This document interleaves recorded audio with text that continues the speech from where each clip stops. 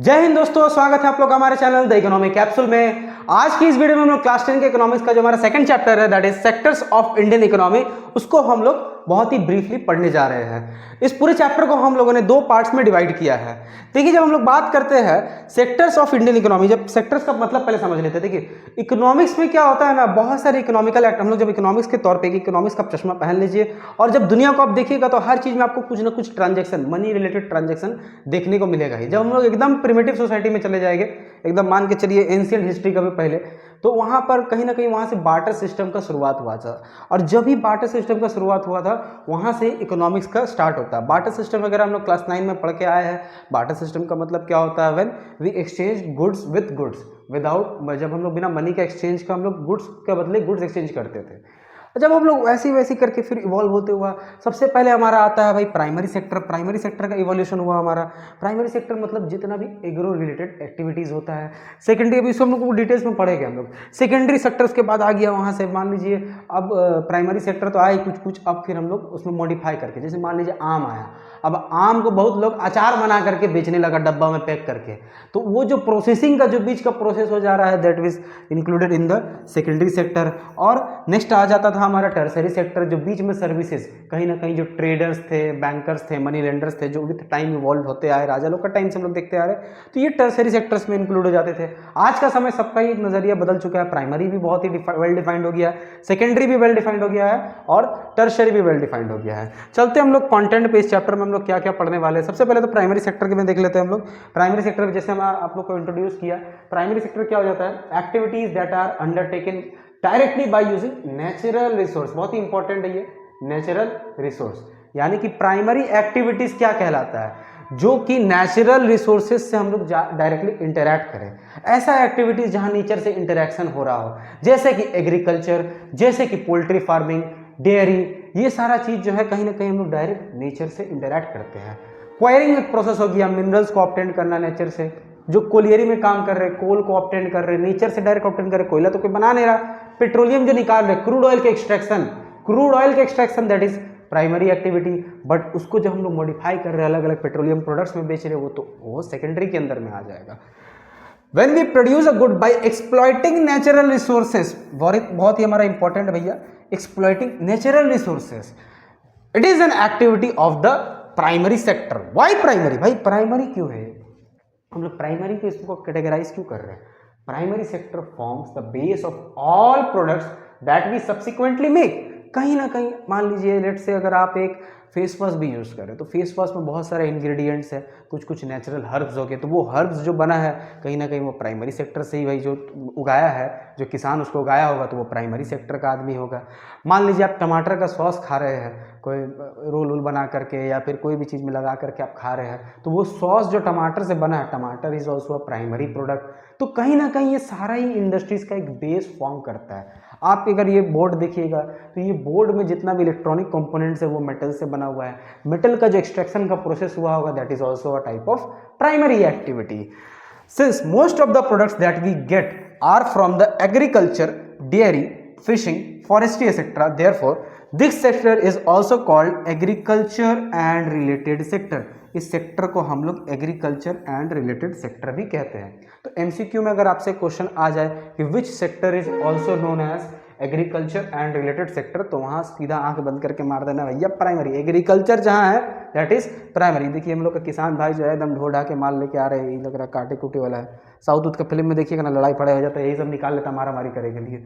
ठीक है, आगे बढ़ते हैं हम लोग। सेकेंडरी सेक्टर क्या होता है भैया? Secondary sector covers activities in which natural products are change into other forms through ways of manufacturing that we associate with industrial sector. भाई ये क्या होता है कि हम लोग प्राइमरी प्रोडक्ट्स को ही एक अदर फॉर्म्स ऑफ प्रोडक्ट में बनाते हैं जो कि हम लोग डायरेक्टली कंज्यूम कर पाए। यहाँ पर एक प्रोसेसिंग का बीच में टर्म आ जाता है हमारा, कि यहाँ पे हम लोग कुछ भी जो जनरली सेकेंडरी सेक्टर में यहाँ पे एक प्रोसेसिंग होता है, प्रोसेसिंग जो इंडस्ट्रीज में होता है, जनरली इंडस्ट्रीज के अंदर होता है। इंडस्ट्रीज, अच्छा अब इंडस्ट्रीज, फैक्ट्रीज, ये सब टर्म्स में ओवरलैप मत होइएगा। क्लास 10 तक तो भी हम लोग सोशल साइंस के तौर पे इंडस्ट्री, फैक्ट्री सबको एक ही में जोड़ जाड़ के बोल देते हैं। इंडस्ट्री और फैक्ट्री में बहुत फर्क हो जाता है। फैक्ट्री एक सिंगल यूनिट को कहा जाता है और इंडस्ट्री जब बहुत सारा फैक्ट्री साथ में रहता है तो उसको एक इंडस्ट्री कहा जाता है। ठीक है। जैसे मान लीजिए बॉलीवुड एक इंडस्ट्री है, क्योंकि बहुत सारा वहाँ फिल्म यूनिट्स प्रोडक्शन चल रहा होता है, ठीक है। This sector gradually became associated with different kinds of industries that came up, it is also called as industrial sector. इस सेक्टर को हम लोग इंडस्ट्रियल सेक्टर भी कहते हैं। अब जहां भी मैन्युफैक्चरिंग हो रहा है, रॉ प्रोडक्ट्स लाया जा रहा है, उसको ट्रांसफॉर्म किया जा रहा है और एक फिनिश्ड प्रोडक्ट बनाया जा रहा है, जिसको मान लीजिए आप दूसरा जो इंसान है उसको कंज्यूम कर पाए। लेट्स से बहुत सारे इलेक्ट्रिक कंपोनेंट्स लाया जाता है एक टीवी बनाने के लिए। टीवी बनाने के लिए क्या होगा, इलेक्ट्रिकल कंपोनेंट्स का ज़रूरत होगा, तो वो कंपोनेंट्स को लाया जाएगा और वहाँ से फिर एक फिनिश प्रोडक्ट बनाया जाएगा। तो ये जो प्रोसेसिंग का बीच का काम हो रहा है, that is a activity of secondary sector. अब यहाँ भी बहुत सारा कंसेप्ट आ जाता है, कैपिटल गुड्स और आपका कंज्यूमर गुड्स, तो ये सब हम लोग क्लास 12 में पढ़ते हैं। मैक्रो इकोनॉमिक्स में क्लास 12 में पढ़ेगा और 11th में भी हमारा इसके बारे में रहता है। माइक्रो और मैक्रो जब इकोनॉमिक्स हम लोग पढ़ रहे होते हैं तो इसके बारे में और डिटेल्स में पढ़ते हैं। ये तो बस जस्ट एक आपका मान के चलिए इंट्रोडक्टरी लेवल पे, 9-10 में इकोनॉमिक्स वैसा कुछ रहता नहीं है। टर्सरी सेक्टर क्या होता है भैया, these are activities that help in the development of primary and secondary sector. ऐसा एक्टिविटीज जो कि प्राइमरी और सेकेंडरी सेक्टर को आपस में लिंक करने का काम कर रहे हैं, जैसे कि ट्रांसपोर्टेशन हो गया, जैसे कि आपका बैंकिंग हो गया। तो ये सारा जो एक्टिविटीज़ है टर्सरी सेक्टर के अंदर आ जाता है। मैं जो आपको पढ़ा रहा हूँ education is also an activity of tertiary sector. Tertiary जहाँ मैंने सर्विसेज प्रोवाइड करना, LIC एजेंट हो जाए, बैंक्स हो जाए, स्कूल्स हो जाए, जितना भी एजुकेशनल इंस्टीट्यूशंस है सब आपका टर्सरी सेक्टर के अंडर में ही आता है। These activities by themselves do not produce a good. ये जो है अपने में कोई गुड्स बनाता नहीं है, but they are in aid or a support for production process. But ये प्रोडक्शन प्रोसेस में हेल्प करता है। मान के चलिए कोई फैक्ट्री है, टमाटर सॉस बनाने वाला ही पकड़िए, तो उसको जो टमाटर लाना होगा तो वो कोई ट्रक से मंगाएगा या ट्रेन से मंगाएगा, तो जो ट्रक है वो सर्विस प्रोवाइड करेगा खेत से लेकर के फैक्ट्री तक, तो वो एक्टिविटी हमारा सर्विस सेक्टर के अंडर में आ जाएगा। Since this activities generated services rather than goods, ये एक्टिविटीज देखिए सर्विसेज ही जनरेट करता है rather than goods. The tertiary sector is also called the service sector, इसीलिए इस सेक्टर को हम लोग सर्विस सेक्टर के नाम से भी जानते हैं, जो आपको सर्विसेज प्रोवाइड करे। ओके, आगे बढ़ते हैं हम लोग। What we are going to study in this chapter, ये हमारा कंटेंट आ जाता है, शायद ये बाद में डाला गया है, फर्स्ट में ही मैं डालने वाला था स्लाइड्स को। तो comparing 3 sectors, historical change in sector. अब हिस्टोरिकली क्या क्या चेंजेस हुआ है हमारे सेक्टर में, किस तरीका से लोग प्राइमरी से सेकेंडरी और टर्शरी में शिफ्ट हुए, इंडिया क्यों लैग कर गया सेकेंडरी सेक्टर के पीछे, primary secondary and tertiary sector India में इसका क्या कंडीशन है हमारा, rising importance of the tertiary sector in the production. देखिए टर्सरी सेक्टर कहीं ना कहीं प्रोडक्शन में कुछ काम नहीं कर रहा है, नेचुरल अगर आप बढ़िया से समझिए तो प्रोडक्शन ही सर्विसेज प्रोवाइड कर रहा है, जीडीपी में हमारा ये काम दे रहा है। तो कहीं ना कहीं प्रोडक्शन अगर काट के हम लोग जीडीपी लिख देंगे ज़्यादा अच्छा रहेगा, लेकिन एनसीईआरटी में हमारा प्रोडक्शन टर्म ही यूज़ किया गया है, तो इसलिए मैंने स्लाइड में भी प्रोडक्शन टर्म को डाला है। देखिए जीडीपी क्या होता है, जीवीए क्या होता है, ग्रॉस वैल्यू एडेड, ये सब इस बार आप लोग का क्लास 10 में थोड़ा सा दिया गया है ग्रॉस वैल्यू एडेड के बारे में, बस थोड़ा सा डिटेल दिया, तब पर भी मैं कोशिश करूँगा आप लोग को एक ब्रीफ में इसको समझाने का। How to create more employment, अच्छा एक और बच गया, where are most of the people employed, कहाँ पर सबसे ज़्यादा लोग एम्प्लॉयड है, कहाँ पे सबसे ज़्यादा लोग अपना रोजगार पा रहे हैं। How to create more employment, कैसे ज़्यादा से ज़्यादा एम्प्लॉयमेंट क्रिएट कर पाए इकोनॉमी में। कहीं ना कहीं देखिएगा जो सोशलिज्म हमारा जो दौर था सोशलिज्म का, तो उसमें हमारा मेन एजेंडा होता था कि किस तरीका से हम लोग ज़्यादा से ज़्यादा लोगों को एम्प्लॉयमेंट दे पाए। पर आज ये कहीं ना कहीं है, आज भी है एम्प्लॉयमेंट देने का, हमारा गवर्नमेंट का भी चेष्टा कर रहा है, गवर्नमेंट लोग भी कोशिश कर रहे हैं, साथ ही साथ प्राइवेट सेक्टर्स भी कोशिश करते हैं, बट प्राइवेट सेक्टर कहीं ना कहीं प्रॉफिट मैक्सिमाइजेशन उनका एम होता है। जब हम लोग सोशलिज्म की तरफ जाएंगे तो उन लोग का एम होता है कि ज़्यादा से ज़्यादा लोग खुश रह पाए, ज़्यादा से ज़्यादा लोगों के पास रोजगार यानी एम्प्लॉयमेंट रह पाए। Division of sectors as organised and unorganised sector. Unorganised sector देखिएगा हमारा इकोनॉमी में बहुत ही एक इंपॉर्टेंट रोल प्ले करता है, लेकिन इसको अभी हम लोग अंडरमाइन करते जा रहे हैं। ऑर्गेनाइज सेक्टर क्या होता है, अनऑर्गेनाइज सेक्टर क्या होता है, इसके बारे में हम लोग डिटेल में समझेंगे। How to protect workers in the unorganised sector, हम लोग अनऑर्गेनाइज सेक्टर में वर्कर्स को प्रोटेक्ट कैसे करेंगे भैया अनऑर्गेनाइज सेक्टर में, अभी देखिएगा डिटेल में, ठीक है। Sectors in terms of ownership, public और प्राइवेट सेक्टर में क्या फर्क होता है उसको हम लोग समझेंगे। देखिए इस पार्ट में हम लोग आपका how to create more employment यहाँ से लेकर के जो है बाकी का ये जो 3 टॉपिक्स है ये हम लोग सेकंड पार्ट में कवर अप करने वाले हैं। फर्स्ट पार्ट में आज के हम लोग टॉपिक में हम लोग कंपेयरिंग द 3 सेक्टर्स, इसका historical changes in the sector, कैसे चेंजेस हुआ है, rising importance of the tertiary sector, where are most of the people employed, इन सारे टॉपिक्स को कवर अप करेंगे। आगे बढ़ते हैं हम लोग। देखिए सबसे पहला आता है इंडियन सेक्टर में भैया, sectors in the Indian economy, large number of goods and services are produce. Indian economy में बहुत सारा गुड्स एंड सर्विसेज प्रोड्यूस हो रहा है। आप देखिएगा कहीं ना कहीं इंडिया में ना एग्रो रिलेटेड प्रोडक्शन बहुत ही अभी बढ़ा है पहले के हिसाब में। अब देखिएगा जो FMCG गुड्स आता है, फास्ट मूविंग कंज्यूमर गुड्स जो आपका आता है, कहीं ना कहीं अब इंडिया में पैकेज फूड का इस्तेमाल बहुत बढ़ चुका है लास्ट डिकेड में। पहले हम लोग खुला आटा लेते थे, अभी देखिएगा बहुत सारा कंपनी आ जाता है, तो पतंजलि आटा, आशीर्वाद आटा, बहुत सारा अलग अलग कंपनी अच्छा आपको क्वालिटी प्रोडक्ट प्रोवाइड करते हैं। पहले जो उससे भी पहले आप जाइएगा खुला आटा, हम लोग तो खुला आटा खाए, जो हम लोग और पहले का जनरेशन में जाइएगा तो लोग गेहूँ पिसवा के खाता था। तो विथ टाइम हर चीज़ का इवोल्यूशन होते जा रहा है। ह्यूज एम्प्लॉयमेंट इज जनरेटेड, हमारा जो इकोनॉमी में बहुत सारा एम्प्लॉयमेंट भी जनरेट होता है। कैसे होता है भैया? Which sector contribute what in the economy? अब इकोनॉमी में प्राइमरी का कितना कंट्रीब्यूशन है इन टर्म्स ऑफ जीडीपी, सेकेंडरी का कितना contribution in terms of GDP, tertiary का कितना कंट्रीब्यूशन है इन टर्म्स ऑफ जीडीपी, एम्प्लॉयमेंट में कितना इन तीनों सेक्टर्स का कंट्रीब्यूशन है, ये सबको हम लोग ब्रीफली डिस्कस करेंगे। आगे बढ़ते हैं हम लोग। देखिए यहाँ पे अब देखिएगा एक इकोनॉमी में बहुत सारा गुड्स का मैन्युफैक्चरिंग हो रहा है। अब आप एक स्क्रू का भी देखिएगा तो वो एक इकोनॉमी में बहुत सारा नंबर ऑफ स्क्रूज आप मैन्युफैक्चर कर सकते हैं, 100, 150, 200। कार भी बहुत सारा मैन्युफैक्चर हो रहा है। सो मान लीजिए एक इकोनॉमी, लेट से एक स्टेट में पकड़ता हूँ वेस्ट बंगाल को, वेस्ट बंगाल में मान लीजिए अगर एक दिन में 100 कार मैन्युफैक्चर हो रहा है, एक दिन में 100 कार्स मैन्युफैक्चर हो रहा है। अब बगल वाले स्टेट को मैं झारखंड को पकड़ लेता हूँ, झारखंड जो है हमारा मान लीजिए एक दिन में 1000 गो स्क्रू प्रोड्यूस कर रहा है, 1000 गो ऐसे स्क्रू नट बोल्ट प्रोड्यूस कर रहा है। तो क्या झारखंड ज़्यादा इकोनॉमी में कंट्रीब्यूट कर रहा है ना वेस्ट बंगाल कंट्रीब्यूट कर रहा है? क्लियरली आपको पता चल जाएगा कि वेस्ट बंगाल जो है वो इकोनॉमी में हमारा ज़्यादा कंट्रीब्यूट कर रहा है। क्यों?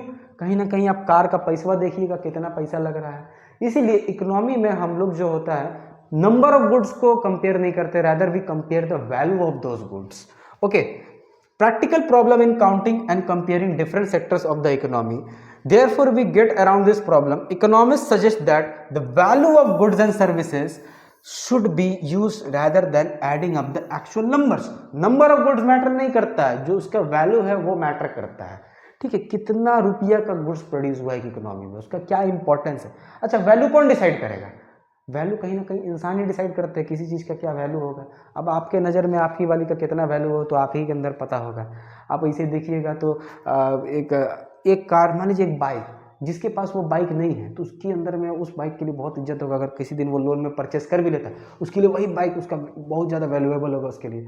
बट एक रिच इंसान होगा, मान लीजिए वो मैकबुक वाला भैया, हम लोग का जब पिछला वाला वीडियो में मैंने आपको डिस्कस किया था, तो उसके लिए तो कोई बाइक का वैल्यू नहीं रहेगा, तो BMW ऑडी 40 सब खड़ा कर देगा। तो ये चीज़ समझना होगा, वैल्यू ऑफ जो गुड्स होता है ना इंसान खुद पर डिसाइड करता है। कोई उसका एक्चुअल में नेचर कोई चीज़ का वैल्यू नहीं दिया, नेचर सब चीज़ में लिमिट्स दिया है लेकिन उसका वैल्यू नहीं दिया। वैल्यू इंसान डिसाइड करता है पैसा के टर्म्स में। ओके, जब हम लोग बात करें comparing the three sectors, value is used not the quantity. किसी भी चीज़ का वैल्यू को यूज़ किया जाता है सेक्टर्स को कंपेयर करने में, क्वांटिटी को हम लोग कंपेयर नहीं करते हैं। But not every good or services that is produced and sold needs to be counted. The value of only final goods and services should be counted. Final goods and services are to be included and calculated. भैया क्यों? अब मान के चलिए, इसको हम लोग एक एग्जांपल से हम लोग डिस्कस करेंगे। वैल्यू ऑफ इंटरमीडिएट गुड्स, जो बीच का गुड्स होता है, and services are not to be included. Why? देखिए हम लोग समझते हैं इसको हम लोग समझते हैं। नेक्स्ट पेज में मैंने यहाँ पे जगह छोड़ा है। लेट्स से एक फार्मर है, ठीक है, एक फार्मर जो है आपका वो वीट प्रोड्यूस किया, लेट्स से वीट वो प्रोड्यूस किया और उसमें जो उसका खर्चा पड़ा वो रुपीस, लेट्स से यहाँ भी लिखता हूँ उसको, आपको कन्फ्यूज़न नहीं होगा, ₹100 ये उसका खर्चा पड़ा और उसको वो बेच दिया एक बर्गर वाला के पास। यही गेहूं को आटा बना करके, आटा जब नहीं, आटा तो भाई बर्गर वाला काहे बनाएगा, हम भी ना गधे वाला काम कर रहे हैं। लेट से ये फ्लोर मिल को बेच दिया, फ्लोर मिल को बेच दिया ₹200 में, 200 रुपया को बेच दिया। 100 रुपया का वो अनाज उसका खर्चा हुआ, 200 रुपये में बेच दिया, तो फार्मर कितना रुपया कमाया? रुपीस अर्न बाय फार्मर 100 रुपया का वो खर्चा था उसका, तो वैल्यू जो ऐड किया फार्मर वो 100 रुपया ऐड किया इकोनॉमी में। 100 रुपया तो उसका ऑलरेडी भाई उगाने में खर्चा पड़ गया, 200 रुपया में बेच दिया। अब मान के चलिए फ्लोर मिल जो है एक बर्गर वाला को यही आटा जो है वो बेच दिया 500 में, 500 रुपया में खरीदा है, 500 रुपया में बर्गर वाला खरीद लिया आटा में। तो यानी हम बोल सकते हैं rupees earned by flour mill. 200 रुपया में वो खरीदा फ्लोर मिल वाला, अब 500 में बेच दिया, तो 300 रुपया कमाई हो गया भैया उसका। 200 रुपया 500 माइनस 200 दैट इज 300। ठीक है, अब ये बर्गर वाला जो है फाइनल हम लोग एक और ट्रांजैक्शन लेते हैं, थोड़ा कॉम्प्लिकेट हो जाएगा एग्जांपल, लेकिन प्रैक्टिकली ये होता है। ये नॉर्मल कंज्यूमर्स को जो खाने जाता है उसके पास 500 रुपया से वो 1000 रुपया में सारा बर्गर बेच दिए। जितना भी 500 रुपया का आटा से बना, 1000 तो कम ही लिए, बहुत कमाता बर्गर वाला लोग। तो कितना अर्न करेगा भाई बर्गर वाला 1000 माइनस 500 कर दीजिए तो रुपीज 500। टोटल हम लोग देखेंगे तो हम अगर तीनों को जोड़ दें, तीनों को यहाँ हम लोग ऐड कर दें तो हमारे पास कितना आएगा 500, 600, 700, 800, 900 रुपया। यानी एक इकोनॉमी में हमारा टोटल 900 रुपया का गुड्स सर्कुलेट हुआ। 900 रुपया का गुड्स मतलब 900 रुपया का वैल्यू ऐड हुआ। आप अगर ऐसे जोड़िएगा 100, 200, 300, 300 और 500 800, 800 1000 टोटल इसी आप अमाउंट में जोड़ दीजिएगा तो रुपीज 1800 रुपया आ जाएगा। लेकिन 1800 रुपया जो है यहाँ पे डबल काउंटिंग हो जा रहा है। यहाँ हम लोग इसका खर्च जो कमाया इसका हम लोग खर्चा को माइनस ही नहीं किए, जो उसको लगा परचेस करने में जो पैसा लगा यहाँ माइनस नहीं कर रहे। यहाँ भी सेम यहाँ पे ट्रांजेक्शन हो रहा है उसमें माइनस नहीं कर रहे। तो यहाँ पे ये डबल काउंटिंग का केस आ जा रहा है। अगर हम लोग डायरेक्टली कौन कितना रुपया में बेच रहा है उसको सिर्फ जोड़ते चल जाए, माइनस नहीं करें, इंटरमीडिएट जो हमारा इंटरमीडिएट प्रोडक्शन हो रहा है उसको अगर हम लोग माइनस नहीं करें तो यहाँ डबल काउंटिंग हो जा रहा है। बट इस केस में अब देखिएगा हम लोगों ने डायरेक्ट वैल्यू ऐड किया। भाई फार्मर कितना कमाया तो 100 रुपया का उसका अनाज का खर्चा लगा, 200 में बेचा तो 100 रुपया, 200 माइनस 100 तो 100 रुपया कमाया। फ्लोर मिल वाला कितना कमाया तो 200 रुपया में फार्मर से खरीदा था, लेकिन वो पीस करके आटा बर्गर वाला को 500 रुपया में बेचा तो 500 माइनस 200 दैट इज 300 रुपया फ्लोर मिल वाला कमाया।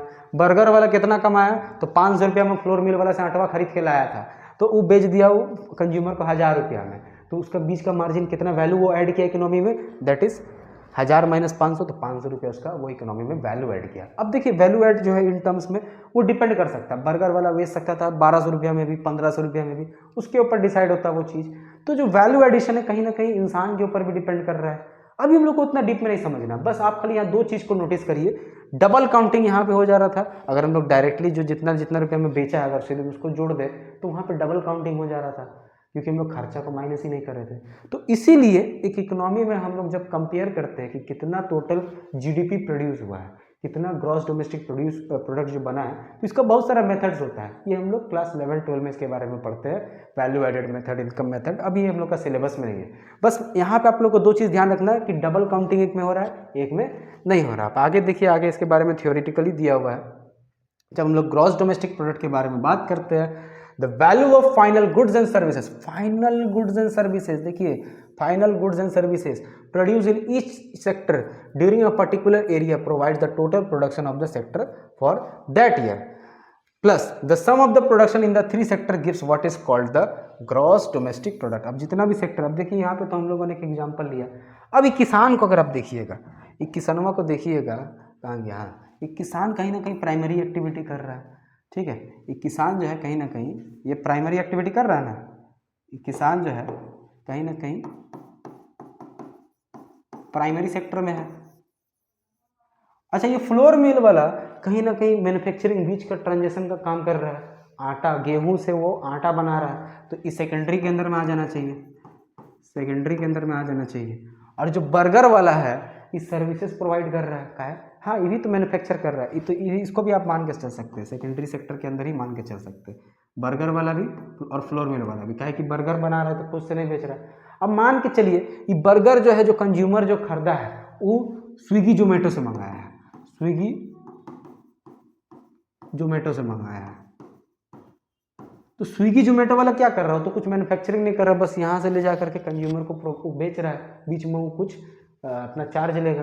तो जो स्विगी जोमेटो वाला जो काम होगा ये टर्सरी सेक्टर के अंदर में आ जाएगा। तो टोटल ये लोग कितना कमा रहा है उसको अगर हम लोग सम अप कर देंगे, that is the GDP of the country. देखिए सुनने में बड़ा ही कॉम्प्लिकेटेड लग रहा है क्योंकि हम लोग चीज़ों को अभी ऊपर ऊपर से देख रहे हैं। एग्जाम में इतना इन डेप्थ पूछा नहीं जाता है, बट जब आप लोग 11-12 में जाएंगे तो वहाँ पे हम लोग को इन डेप्थ थोड़ा इन तीनों कंसेप्ट को पढ़ना पड़ता है, कैसे कैलकुलेशंस होता है। एक छोटा सा हम लोग इकोनॉमी का एग्जाम्पल लेके उसमें कैलकुलेशन सीखेंगे तो तब हम लोग को मज़ा आता है, चीज़ों को क्लैरिफाई हम लोग और अच्छे से कर पाते हैं। अभी के लिए बहुत लिमिटेड सिलेबस है हम लोग का, बस समझ के चलना कितना गुड्स एंड सर्विसेज का वैल्यू हमारा प्रोड्यूस हो रहा है कि इकोनॉमी में, उसको अगर हम लोग सम अप कर दे तीनों ही सेक्टर का, that will be the GDP of the country. अब जीडीपी सिर्फ एक सिंगल कंसेप्ट नहीं है। देखिए GDP is the value of final goods and services produce with in a country during a particular year. एक साल में कितना गुड्स एंड सर्विसेज प्रोड्यूस हो रहा है, that is the GDP. But सिर्फ ये ही सफिशिएंट नहीं है, और भी बहुत सारा मैंने छोटे छोटे की टर्म्स होता है, लेकिन उसको भी हम लोग एक्सक्लूड करके रखें, सिलेबस में नहीं है। जितना सिलेबस में भैया उतना पढ़ाना पड़ेगा हम लोग को। देखिए एनसीईआरटी में कुछ एक लाइंस ऐड किया गया था, वहाँ पे मैंने स्लाइड में एक बार उसको आपको ध्यान रखते हुए लिया हुआ है। अब ये जो mammoth task of measuring GDP, इतना सारा लाखों करोड़ों लोग हैं, लाखों लोग तो कम में बोल दिया भाई, 1.25 करोड़ कितना सो है, 125 करोड़ से ज़्यादा हम लोग का भी जनसंख्या है। सेंसस आने दीजिए, एक्यूरेट नंबर पता चल जाएगा। अभी सेंसस तो आया नहीं, 15 साल हो गया। तो 125 करोड़ का जो हम लोग का जनसंख्या तरह तरह का ट्रांजेक्शन कर रहा होगा। मान के चलिए 50% ही पॉपुलेशन इकोनॉमी में हमारा कुछ काम कर रहा है, 50 से 60%, तब पर भी 60 से 80 करोड़ आदमी का जो ट्रांजेक्शन बीच में हो रहा है, इसको कैलकुलेट करने का टास्क कौन करेगा इतना बड़ा भाई। हम लोग यहाँ 2-3 को एग्जाम्पल लिए दिमाग घुरने लगा, अब उतना वाला सारा लोग का कैलकुलेशन जो कैलकुलेट कौन करता है, it is undertaken by the central government ministry. Central government का मिनिस्ट्री होता है, डिफरेंट मिनिस्ट्रीज होता है, मिनिस्ट्री ऑफ फाइनेंस होता है, मिनिस्ट्री और भी डिफरेंट तरह का मिनिस्ट्रीज होता है, वो पॉलिटिकल साइंस में आप लोग को बताया जाता है। This ministry with the help of various government department, statistical department खास करके जो हमारा स्टैटिस्टिकल डिपार्टमेंट होता है,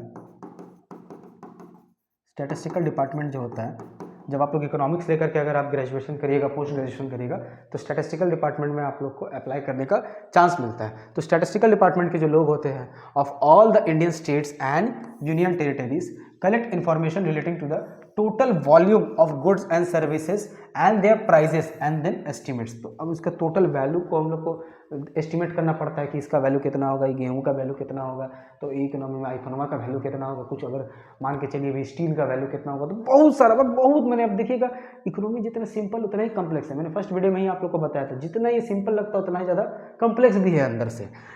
तो recently Indian government began to bring out the contribution of the 3 sectors towards gross value added GVA in the production in place of contribution of the 3 sectors towards gross domestic product।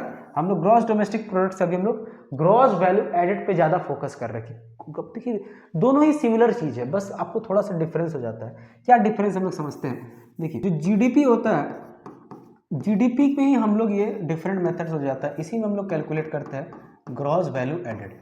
जो अभी मैंने आप लोग को ये बताया, अभी जो मैंने आप लोग को ये एग्जांपल में लिया, दैट वाज कहाँ गया वो, ये वाला जो डायग्राम बहुत ही कॉम्प्लिकेट लग रहा हो, ये कहीं ना कहीं यहाँ पर हम लोग ग्रॉस वैल्यू एडेड ही देख रहे हैं कि एक इकोनॉमी में ये फार्मर कितना वैल्यू ऐड किया, that is his gross value added.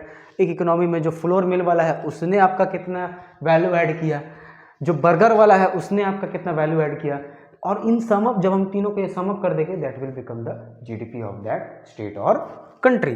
ठीक है, तो जीडीपी और जीवीए आपस में इंटरलिंक्ड है, कोई ऐसा अलग कंसेप्ट नहीं है, आपस में दोनों ही सिमिलर चीज़ है। बट सरकार अब ग्रॉस वैल्यू एडेड पे ज़्यादा फोकस करते हैं कि कौन इकोनॉमी में कितना वैल्यू ऐड कर रहा है, कौन सा सेक्टर, तो सम अप करने का पहले, ताकि वो मतलब देखिए चीज़ तो है ना कि आप ऐसे कान पकड़िए या ऐसे घुरा के पकड़िए, चीज़ पकड़ाएगा एक ही चीज़। ठीक है, जीडीपी पकड़िए या ग्रॉस वैल्यू एडेड पकड़िए या एनडीपी पकड़िए, और बहुत सारा चीज़ होता है आपका।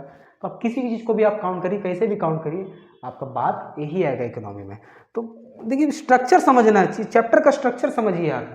जो हम लोग को इकोनॉमिक्स पढ़ाया जा रहा है उसका बहुत ही छोटा छोटा पहले भी हम लोग टर्म्स पढ़ रहे हैं, टर्म्स पढ़ेंगे फिर साथ में आपस में लिंक करेंगे। इकोनॉमिक जब आप इकोनॉमी लेकर पढ़िएगा तो एक बहुत ही अलग दुनिया है, इसको आपको चीज़ों का देखने का नज़रिया ही बदल जाएगा। अच्छा, आपको और चीज़ मैटर करता है कि इकोनॉमिक्स आप किससे पढ़ रहे हैं। अगर आप एक कैपिटलिस्ट माइंडसेट से पढ़ रहे हैं तो आपका दिमाग का इवोल्यूशन हर एक चीज़ का एक कैपिटलिस्ट जैसा बनेगा। अगर आप एक सोशलिस्ट माइंडसेट से पढ़ रहे हैं तो आपका दिमाग का जो इवोल्यूशन एक सोशलिस्ट माइंडसेट से होगा, तो वो भी बहुत ही मैटर करता है। चलिए देखिए, हम लोग आ जाते हैं अभी हिस्टोरिकल चेंजेस इन सेक्टर। ये चीज़ हिस्टोरिकली क्या क्या हमारा चेंजेस हुआ है प्राइमरी सेक्टर में, सेकेंडरी सेक्टर में। तो पूरा दुनिया में आप चीज़ देखिएगा, जब भी एक इकोनॉमी का शुरुआत होता है, एग्रीकल्चर से शुरुआत होता है चीज़। इंडिया भी देखिएगा तो प्री ब्रिटिश एरा में भी कहीं ना कहीं हमारा एग्रीकल्चर पीक पे था, वहाँ से फिर डिफरेंट मैन्युफैक्चरिंग आया था। कॉटन का गुड्स का हमारा बहुत डिमांड था, स्पाइसेस का हमारा बहुत डिमांड था, तो स्पाइसेस तो कहीं ना कहीं डायरेक्ट प्राइमरी प्रोडक्ट हो जा रहा। लेकिन जो हमारा हैंडीक्राफ्ट था, it was something related to the secondary sector, उसका भी हमारा बहुत हाई डिमांड था। जो ट्रेडर्स बीच में ट्रेड करते थे, they were included in the tertiary sector. Initial stage में हमारा देखिए प्राइमरी सेक्टर, कहीं कोई भी इकोनॉमी का कोई भी देश बना है, इनिशियल स्टेज में उसका जो इकोनॉमी होता है मेजरली डिपेंडेंट होता है आपका प्राइमरी सेक्टर में। इंडिया भी देखिएगा तो जब देश हमारा आज़ाद हुआ था तो हम लोग कहीं ना कहीं प्राइमरी सेक्टर में ही ज़्यादातर डिपेंडेंट थे। फिर स्लोली नेहरूवियन इकोनॉमी मॉडल आया। ये क्या होता है, हम लोग क्लास 12 में पढ़ते हैं नेहरूवियन इकोनॉमी मॉडल के बारे में इंडियन इकोनॉमिक्स में। तो उन्होंने हम लोग का इकोनॉमी को जो है एक कहीं ना कहीं इंडस्ट्रियल सेक्टर में की तरफ हम लोग को टिल्ड करने का कोशिश किया, और बहुत ही अच्छा रहा। बहुत सारी चीज़ों में हम लोग सक्सेसफुल भी रहे, बट सक्सेस के साथ साथ फेलियर्स भी हुआ हमारा। बट कहीं ना कहीं इंडिया सेकेंडरी सेक्टर में लैग हो गया, ये चीज़ है, मानना होगा। मेक इन इंडिया प्रोजेक्ट भी हमारा भी जो आया है, जो लास्ट डिकेड से हम लोग का परफॉर्म कर रहा है, तो it is quite successful but as well as not very much successful. तो समझना, देखिए क्या होता है चीज़ों को, इकोनॉमिक्स में क्या होता है कि आप जैसा प्लान करिएगा वैसा हो जाए, पॉसिबल नहीं है। बाहर का बहुत सारा फैक्टर्स भी मैटर करता है। अभी जैसे आप सुनते हो कि टैरिफ लगा दिया गया, टैरिफ वार चल रहा है, ट्रेड वार चल रहा है, इकोनॉमी में हमारा बहुत इंपैक्ट पड़ रहा है। शेयर मार्केट तो देखिएगा तो लगता है शेयर मार्केट, शेयर बाजार में खूने खून है, सब लाले दिखता है हमको, हरा तो दिखबे नहीं करता कभी को प्रॉफिट हो जाए। बहुत खराब कंडीशन है मार्केट का।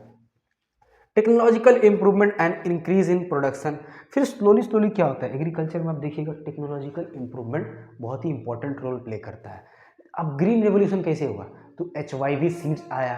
HYV सीड्स को हम लोग डाले तो वो सीड्स जो है उसमें पेस्ट रेजिस्टेंट था, वो कीड़ा नहीं लगता था जल्दी, और क्रॉप जो प्रोड्यूस होता था वो प्रोडक्शन को डबल ट्रिपल बढ़ा दिया एकदम। पंजाब हरियाणा एकदम पूरा पैसे गादागाद पैसा आ गया।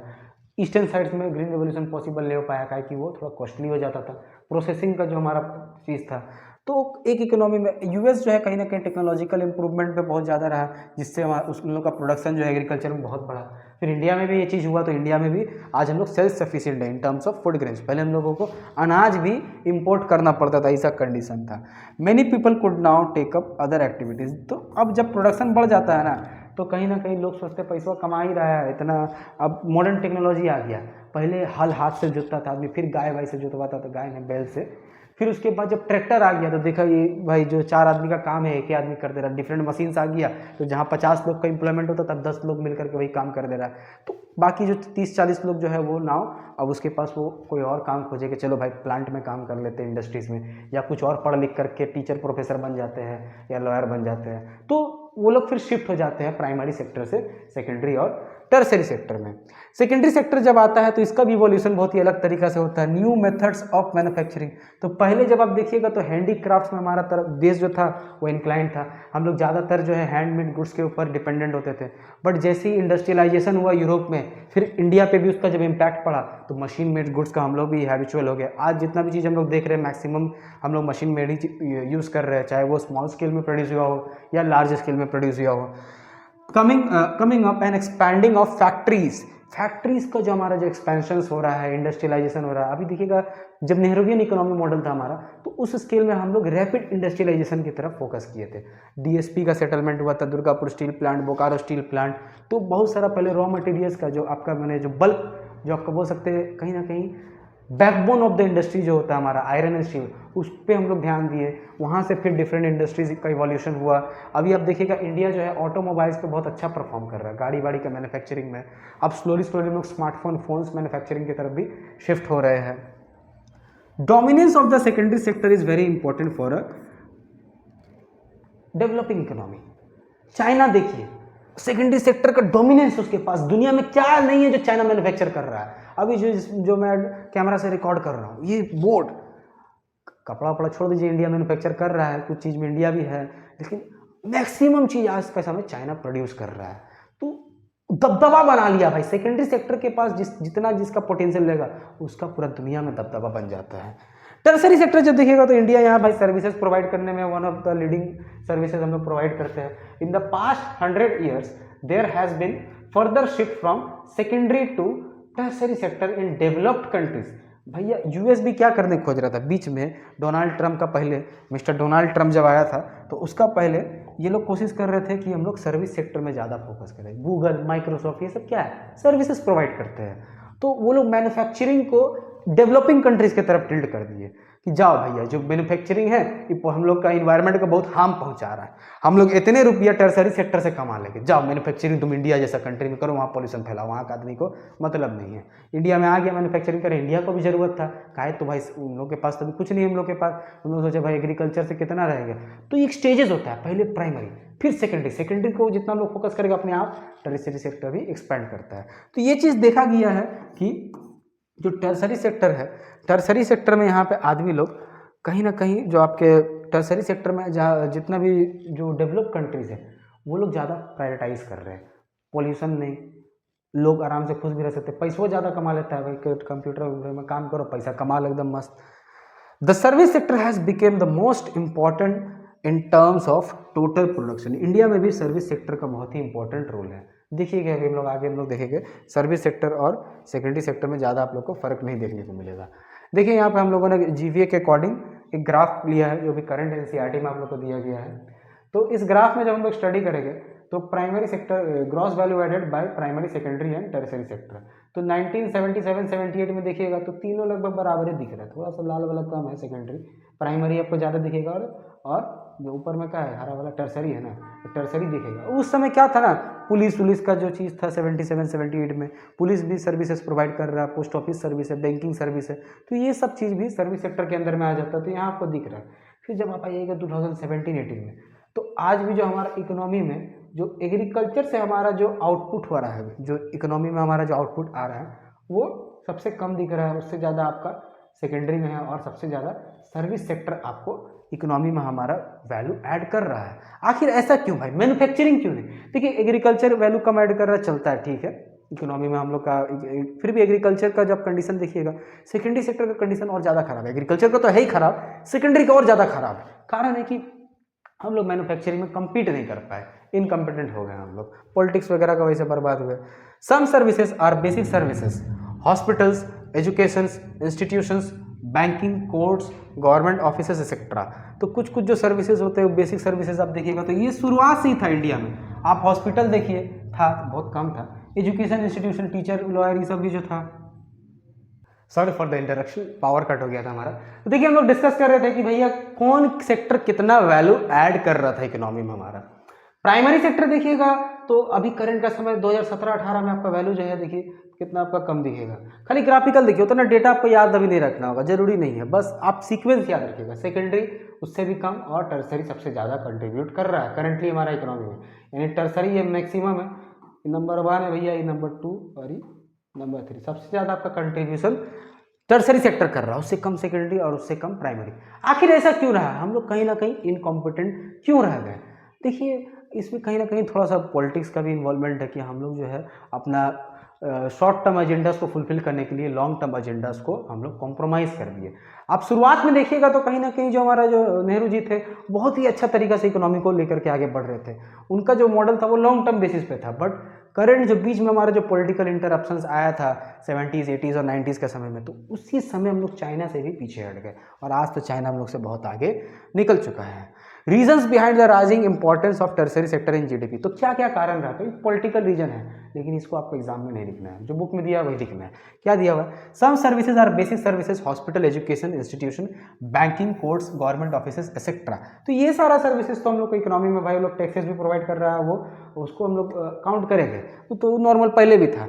The development of agriculture and industry leads to the development of services. अब एग्रीकल्चर में भी थोड़ा डेवलपमेंट हुआ, पंजाब हरियाणा में ग्रीन रेवोल्यूशन हो गया, इंडस्ट्रियलाइजेशन भी हुआ, पर अभी तो हम लोग कहीं ना कहीं प्राइवेट इंडस्ट्रियलाइजेशन पे भी फोकस किए हुए हैं, बहुत सारे प्राइवेट सेक्टर्स को हम लोग बुला रहे हैं, तो आ भी रहा है, ऐसा बात नहीं है, मैन्युफैक्चरिंग यूनिट्स लोग सेटअप कर भी रहे हैं। देखिएगा कहीं ना कहीं ईस्ट इंडिया इस सब चीज़ में लैग हो गया, हम लोग यहाँ पे नहीं देख रहे हैं सब कुछ। बट आप वेस्टर्न साइड्स में देखिएगा, नॉर्दर्न पार्ट में देखिएगा, साउदर्न में भी देखिएगा, तो वहाँ प्राइवेट कंपनीज का बोला वाला चलता है बहुत ज़्यादा। Leads to the development of services such as transport trade. तो ये सब इंडस्ट्रीज वगैरह जो होता है, इंडस्ट्रीज का सेटअप हुआ, एग्रीकल्चरल डेवलपमेंट हुआ, तो यहाँ पर इन सब चीज़ों के कारण आपका सर्विस सेक्टर का भी डिमांड बढ़ जाता है। आपको इंडस्ट्री सेटअप हुआ है तो वहाँ पे जो वर्कर्स अपना बच्चा लोग को पढ़ाएगा तो वहाँ स्कूल कॉलेज खुल जाएगा, स्कूल कॉलेज खुला तो वहाँ बैंक भी खुल जाएगा, बैंक प्राइवेट बैंक हो तो गवर्नमेंट बैंक। तो एक आप मैन्युफैक्चरिंग, आप कोई भी चीज़ को बूस्ट करिएगा तो साथ ही साथ बाकी दोनों भी ऑटोमेटिकली बूस्ट होते हैं। हाँ, एग्रीकल्चर जो है कहीं ना कहीं लैग है, मैन्युफैक्चरिंग भी कहीं ना कहीं हम लोग का लैगिंग है। As income level rise certain sections of people start demanding many more services. अब देखिए पैसा बढ़ेगा, आदमी ज़्यादा कमाएगा तो बोलेगा वाइफ पर चलिए मूवी देख के आते हैं, वाइफ भी बोलेगी हाँ चलो ठीक है, हस्बैंड भी बोलेगा जाओ चलो देखिए के आते हैं। तो पैसा नहीं रहेगा तो कहाँ से फिल्म दिखाने ले जाएगा, घुमाने फिराने ले जाएगा। टूरिज्म सेक्टर में भी बूस्ट होता है जब हम लोग का लोगों का इनकम बढ़ता है, ईटिंग आउट, टूरिज्म एक्सेट्रा। ठीक है, over the past few decades certain new services such as those based on information and communication technology have become important and essential. The production of these services has been rising. अब देखिएगा IT sector 1991 के बाद से जब computer वगैरह का introduction हुआ था, और अभी कहीं ना कहीं जो आर्टिफिशियल इंटेलिजेंस का इंट्रोडक्शन हो रहा है। रेलवे प्लेटफॉर्म में भी जाते टिकट वो आपका ऑटोमेटिक टिकट मशीन जो रहता है वो काट के दे देता है। पहले कितना टिकट काउंटर वाले लोग को नौकरी मिलता था, अभी सब नौकरी सब खत्म हो गया है, अभी सब ऑटोमेटिक हो गया है। तो इसका पॉजिटिव भी है कि सरकार का जॉब का खर्चा था वो बच भी रहा है, लेकिन नेगेटिव भी है कि लोगों को एम्प्लॉयमेंट अब कम जनरेट हो रहा है। तो कहीं ना कहीं एम्प्लॉयमेंट स्ट्रक्चर में चेंज हो रहा है इसकी वजह से। लेकिन हाँ, अब आईटी भी जो है, ये जो सर्विसेज है इंफॉर्मेशन टेक्नोलॉजी वाले, ये भी आपका सर्विस सेक्टर के अंदर में आ जाएगा। तो ये सारा कारण है कि सर्विस सेक्टर जो है हमारा बूस्ट अप हो पाया है। But what are the reasons why secondary sector lag? ये कहाँ है, एनसीईआरटी में दिया है क्या सेकेंडरी सेक्टर क्यों लैग्ड हुआ है? पॉजिटिव पढ़ना अच्छी बात है, साथ ही साथ हम लोग को नेगेटिव्स के बारे में भी ध्यान रखना पड़ता है। ठीक है,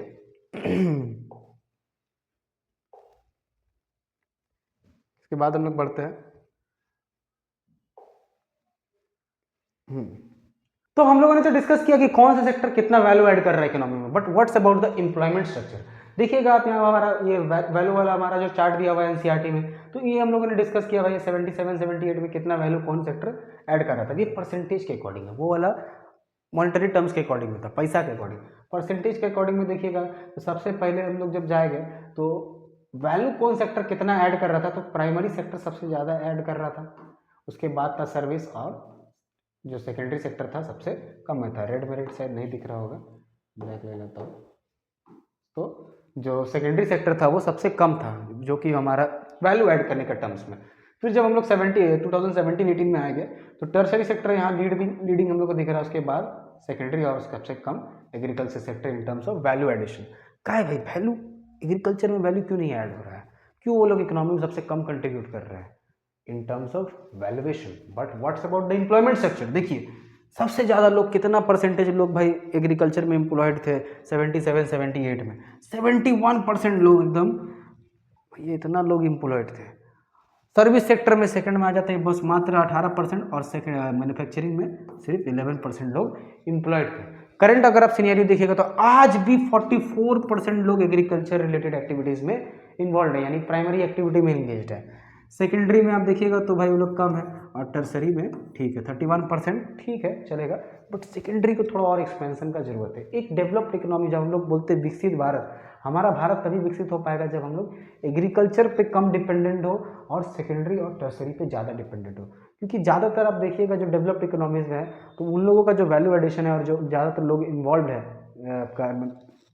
ज़्यादातर लोग मैन्युफैक्चरिंग और सर्विसेज में इन्वॉल्व है, तभी वो लोग आज दुनिया को लीड कर पा रहे हैं। चाहे यूएस देखिएगा, चाहे चाइना देखिएगा, एग्रीकल्चर पे उन लोग का एम्प्लॉयमेंट, वो लोग कम लोग एम्प्लॉयड करके ज़्यादा आउटपुट प्रोड्यूस कर रहे हैं। आगे बढ़ते हैं हम लोग। देखिए where are most of the people employed, तो सबसे ज़्यादा लोग जो है, अभी हम लोगों ने देखा ग्राफ में कि एग्रीकल्चर में सबसे ज़्यादा लोग एम्प्लॉयड है। Why there has been no shift in the share of sectors in employment as it has been in the sectors in GDP. हम लोग देखेंगे पहले भी भाव इसी था, देखिए ग्राफ में वापस आइए आप लोग, पहले भी देखिएगा, पहले भी अगर आप लोग देखिए तो वैल्यू एडिशन के टर्म्स में देखिए, वैल्यू एडिशन में सबसे पहले भैया एग्रीकल्चर एडिशन सबसे ज़्यादा कर रहा था, और सेकंड में था हमारा सर्विसेज, थर्ड में था हमारा मैन्युफैक्चरिंग। ये चीज़ चेंज हो गया। जब वैल्यू एडिशन में अभी देखिएगा सबसे ज़्यादा अभी इकोनॉमी में जो वैल्यू एडिशन हो रहा है वो सर्विस सेक्टर कर रहे हैं, उसके बाद मैन्युफैक्चरिंग कर रहे हैं, उसके बाद आपका agriculture, in terms of value addition पूरा ही चेंज हो गया नक्शा। लेकिन एम्प्लॉयमेंट के टर्म्स में देखेंगे तो वही चीज़ है, वन फर्स्ट में आपका एग्रीकल्चर है, सेकंड में आप देखिएगा तो यहाँ टर्सरी था, आज भी टर्सरी है, थर्ड में मैन्युफैक्चरिंग सबसे कम हो रहा था, आज भी सबसे कम एम्प्लॉयमेंट लोगों को मैन्युफैक्चरिंग में ही मिला जा रहा है। क्यों रहा भाई, क्या क्या कारण रहा कि मैन्युफैक्चरिंग सेक्टर हम लोग का क्यों ऐसे लैग हो गया? It is because not enough jobs were created in the secondary and tertiary sectors. तो सेकेंडरी और टर्सरी सेक्टर में इनफ जॉब्स क्रिएट नहीं कर पाया था। भाई जॉब कौन क्रिएट करेगा? या तो एमएनसीज करते हैं सबसे ज़्यादा जॉब क्रिएशन, या फिर आपका जो गवर्नमेंट करते हैं, गवर्नमेंट का इंडस्ट्रीज। तो गवर्नमेंट तो डिक्लाइनिंग में है ही, वो लोग अपना डीइंडस्ट्रियलाइज कर रहे हैं। मैन्युफैक्चरिंग जो है एमएनसीज का भी जो हमारा जो है कि बाहर से इन्वेस्टमेंट आए, बाहर से लोगों को एम्प्लॉयमेंट दिया जाए, और लोगों के अंदर स्किल्स भी रहना चाहिए। देखिए स्किल्स डेवलपमेंट में हम लोग एजुकेशन में बहुत काम की है, डिग्री के टर्म्स में क्वालिटी एजुकेशन है, लोग अपना स्टार्टअप्स भी कर रहे हैं, ज़्यादातर स्टार्टअप्स फेल हो जा रहे हैं, बट कुछ कुछ स्टार्टअप सक्सेसफुल भी हो पा रहे हैं हमारे इकोनॉमी में। तो कहीं ना कहीं सरकार भी दोषी है और आम आदमी भी इसमें दोषी है। आम आदमी जो है हम लोग खुद को प्रिपेयर नहीं किए थे। इवन दो इंडस्ट्रियल आउटपुट और the production of goods went up by more than 9 times during the period, employment in the industry went up around 3 times। यानी कि बोलने का मतलब क्या है, पैसा का मामले में अगर मान लीजिए 70s में हम लोग 100 रुपया इकोनॉमी इंडस्ट्रियल सेक्टर प्रोड्यूस कर रहा था, तो अभी वो 900 रुपया प्रोड्यूस कर रहा है, 9 गुना आउटपुट बढ़ा है। लेकिन एम्प्लॉयमेंट के टर्म्स में सिर्फ पहले अगर 10 लोग को काम मिलता था तो अभी 30 लोग को ही काम मिला जा रहा है। ऐसा कारण क्यों रहा है भाई? क्या व्हाट एम्प्लॉयमेंट क्यों नहीं मिला है? सबसे बड़ा चीज़ है यहाँ पे टेक्नोलॉजिकल एडवांसमेंट। पहले अगर कोई मशीन को ऑपरेट करने के लिए 10 लोग का ज़रूरत था, तो आज सेम उसमें आपका ऑटोमेटिक हो गया मशीन सब, तो वही मशीन को 1 या 2 लोग ऑपरेट कर ले रहे हैं। तो एम्प्लॉयमेंट जनरेशन कम हुआ है, और लेकिन इंडस्ट्री वैल्यू एडिशन हमारा बढ़ा है। ऑटोमोबाइल प्रोडक्शन में आप सबसे ज़्यादा देखिएगा, गाड़ी वाड़ी का प्रोडक्शन आज के समय ज़्यादातर ऑटोमेटिक सब पार्ट्स अपना कुछ हो रहा होता है, लास्ट में फिर वर्कर्स का भी जरूरत होता है। ऐसा बात नहीं सब चीज़ ऑटोमेटिक नहीं आज का समय भी, बट शिफ्ट होते गया, मॉडर्नाइजेशन होते गया, जो इक्विपमेंट्स है वो भी मॉडर्नाइज हो गया, तो इसलिए इंप्लॉयमेंट जनरेशन कम हो गया सेकेंडरी सेक्टर में। While production in the service sector rose by 14 times, employment in the service sector rose around 5 times। 14 गुना इकोनॉमी में उन लोगों का कंट्रीब्यूशन बढ़ा सर्विस सेक्टर का, लेकिन एम्प्लॉयमेंट सिर्फ 5 गुना बढ़ा। इसमें भी वही चीज़ है, टेक्नोलॉजी आया तो जो लेबर रिक्वायरमेंट है वो कम हो गया।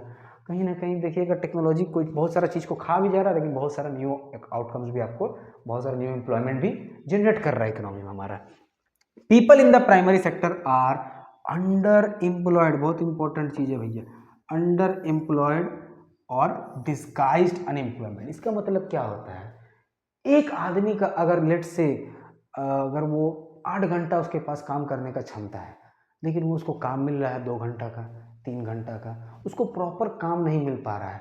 एक खेत में मान लीजिए 2 वर्कर का जरूरत है, लेकिन वहाँ 3 या 4 वर्कर उसी खेत को जोत रहा है, तो जो एक्स्ट्रा जो वर्कर्स है they are also disguised unemployed. तो डिस्गाइज्ड अनएम्प्लॉयमेंट क्या होता है? जब लोगों को, जहाँ पर जो कोई भी वर्क में अगर एक्स्ट्रा लोग इन्वॉल्व है उसी काम को करने में, तो वहाँ पे डिस्गाइज्ड अनएम्प्लॉयमेंट हम लोग को देखने को मिलता है। आगे बढ़ते हैं हम लोग। तो ये क्या होता है भैया अंडर एम्प्लॉयमेंट और डिस्गाइज्ड अनएम्प्लॉयमेंट का मतलब? Found mainly in agriculture sector. ये जो एम्प्लॉयमेंट होता है हम लोग को जनरली एग्रीकल्चर सेक्टर में देखने को मिलता है। This under employment can also happen in other sectors too. आप देखिए ना, अदर सेक्टर में कहाँ से होगा? सरकारी वाला नौकरी में तो मिल जाएगा अंडर एम्प्लॉयमेंट, वो तो सभी लगता है देखे में अंडर एम्प्लॉयमेंट रहता है, ग्रुप लोअर लेवल में ज़्यादातर आपको मिलेगा। कोई काम का नाम पे क्या बोलिएगा, अभी कर रहा है, पहले से बहुत हद तक अभी सुधरा है, लेकिन दे आर ऑल्सो मतलब लेथर्जिक हो जाते हैं। कहीं ना कहीं लोग भी सरकारी नौकरी काहे खोजते हैं? काम कम करना पड़े, हम लोग भी अपने आप को अंडर एम्प्लॉयड बनाना चाहते हैं। तो ये चीज़ को, माइंडसेट को चेंज करना चाहिए हम लोग को। अंडर एम्प्लॉयड आप रहिएगा, आप लेथर्जिक होते जाइएगा, लेथर्जिक होते होते होते होते फिर लास्ट में पेटवा मोटा जाता है। सरकारी वर्कर लोग को आप ज़्यादा देखिएगा, बहुत सारा ऐसा। प्राइवेट में आपको जनरली लोग जो है अंडर एम्प्लॉयमेंट आपको देखने को नहीं मिलेगा। प्राइवेट में जितना दरकार है उतने रखेगा, उससे कम रखेगा, जो ज़्यादा खटा लेगा दूसरा जो लेबर वाला लोग है वो एक्यूरेट नहीं रखेगा, कम रखेगा, लेकिन ज़्यादा लेबर कभी नहीं रखता प्राइवेट सेक्टर। टाटा वगैरह में देखिएगा तो थोड़ा सा कैजुअल है, ठीक है, वहाँ पे लोग थोड़ा आपका हो जाता है मैनेज, लेकिन बाकी सारा प्राइवेट सेक्टर में अंडर एम्प्लॉयमेंट आप कभी आपको नहीं देखने को मिलेगा। ज़्यादातर जो अंडर एम्प्लॉयमेंट होता है वो आपको एग्रीकल्चर सेक्टर में मिल जाएगा, जहाँ पे लोग का पास मतलब प्रॉपरली वो चाहे तो वो काम कर सकते हैं, they are capable, but they are not getting the real work. Actual में जितना उसको ज़रूरत है काम को, तो वैसा उसको काम नहीं मिल पा रहा है। This under employment can also happen in the other sectors like casual workers, राजमिस्त्री, प्लम्बर। ये लोग को क्या होता है देखिएगा, तो इन लोग में भी कितना बार है, लेबर आएगा 2-3 आदमी आ जाएगा काम करने के लिए, जबकि वो काम सीख रहा है, उसको कम हाजिरी देगा, वो दिखाएगा अपने आप को कि हम काम करने गए। अच्छा, कितना बार ऐसा होता है, शहर का हर एक क्षेत्र होता है, हमारे यहाँ पर भी है एक तो एरिया है मोड़ वगैरह में, चौराहे में, जहाँ पे डेली वेज लेबर्स लोग का गैदरिंग होता है। वहाँ पर आदमी लोग, वो लोग काम खोजने आता है, घर से बोल के निकलेगा जा रहे हैं काम खोजने के लिए, काम करने जा रहे हैं।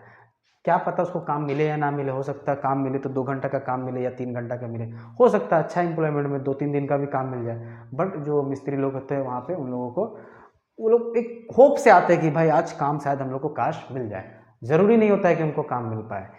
तो दे आर ऑल्सो द शिकार ऑफ अंडर एम्प्लॉयमेंट।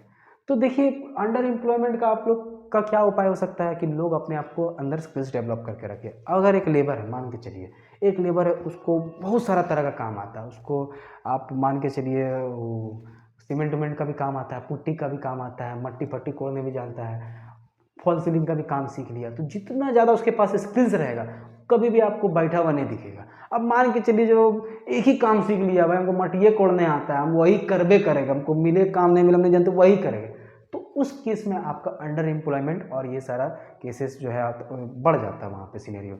बट जो लोगों के पास स्किल्स रहेगा, स्किल डेवलपमेंट पे भी हम लोग को ज़्यादा फोकस करना चाहिए। आपके पास मल्टीपल स्किल्स रहेगा तो आप कभी भी खाली नहीं बैठिएगा, आप कहीं ना कहीं से पैसा कमा लीजिएगा। विथ टाइम विथ एक्सपीरियंस आपका वैल्यू भी बढ़ जाता है, चाहे आप कॉर्पोरेट्स में भी देखिए, चाहे आप लोअर लेवल में भी देखिएगा। तो ये चीज़ मैंने खुद पर्सनली फील किया है। हमारे यहाँ भी बहुत ऐसे लोग मैंने देखा था जिनको मल्टीपल वर्क्स आते थे, तो उसको हमेशा कुछ ना कुछ काम मिल ही जाता था, पैसा भी ठीक कमा ले रहा था, फैमिली को भी कितना अच्छा रन कर ले रहा था। तो कहीं ना कहीं सब चीज़ हम लोग सरकार को ब्लेम नहीं कर सकते, आदमी को भी खुद माइंडसेट चेंज करने का ज़रूरत है। आप सोचिएगा कि हमको खाली आके सरकार काम दे सरकारी नौकरी दे और सरकारी में आप करप्शन करके झुक जाइएगा। अब यहाँ पे क्या हुआ, बंगाल स्कूल करप्शन हम लोग का जो हुआ, लोग पैसा खिला करके, पॉलिटिक्स में पैसा खिला करके नौकरी ले लिया, ले करके फिर क्या पढ़ाएगा? जो इंसान खुद करप्शन करके नौकरी लिया वो क्या पढ़ा लेगा? जो इंसान compete करके करेगा कि उसको अंदर से एक जुनून होगा कि मेरे को पढ़ाना है, बच्चे लोगों को पढ़ाना है, उन लोगों का भविष्य बनाना है, तो वो इंसान एक्चुअल में पढ़ाएगा। ये बहुत ही गलत वर्ड है, टीचर स्कैम। तो वो यही सारा चीज़ है। तो चलिए इस वीडियो में फिलहाल हम लोग इतना ही रहने देते हैं। इसके सेकंड पार्ट में हम लोग रिमेनिंग टॉपिक्स को कवर अप करेंगे। वीडियो पसंद आई तो लाइक कर दीजिएगा, चैनल पर नए तो सब्सक्राइब कर दीजिएगा। मिलते हैं अगले वीडियो पे, तब तक के लिए जय हिंद, वंदे मातरम।